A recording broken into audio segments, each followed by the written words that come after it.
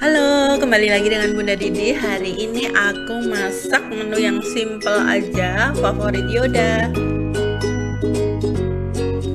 Menu yang murah meriah, tapi lumayan seger dan enak apalagi dinikmati siang-siang gini teman-teman. Mie kopyok, ini salah satu makanan khas Semarang. Dan modalnya itu murah banget, dengan bahan 15.000 segini beli di tukang sayur itu udah jadi 3 porsi. Cara membuatnya juga mudah banget, tinggal kita siapin bahan-bahan lalu kita ulek bumbu dulu ya. Bumbu cuma bawang putih, kasih sedikit gula untuk menghilangkan langu dari bawang putihnya.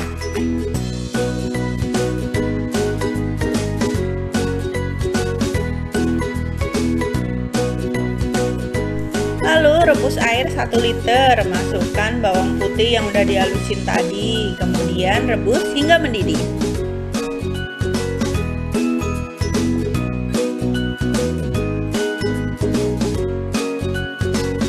Nah, kalau udah mendidih tinggal tambahkan garam, sedikit penyedap, bisa kaldu jamur atau yang lain.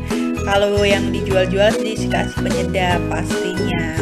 Nah, ini kemudian untuk warna coklat dan rasa manis itu dikasih kecap manis sesuai selera.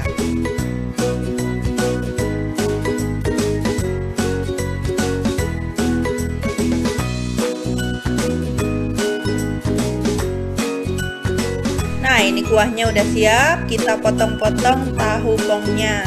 Ini kita potong kecil-kecil gini, lalu toge diseduh. Kemudian potong-potong juga seledri dan juga lontong.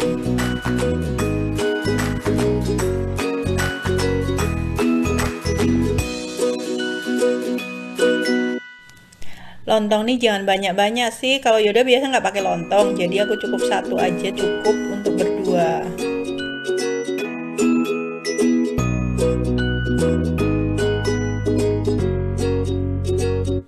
Lalu tinggal disusun deh minyak, sebelumnya dikopiok-kopiok di air panas biar tetap panas ya. Lalu tambahkan pelengkap lain, kemudian tuangi kuah, taburi seledri dan bawang goreng.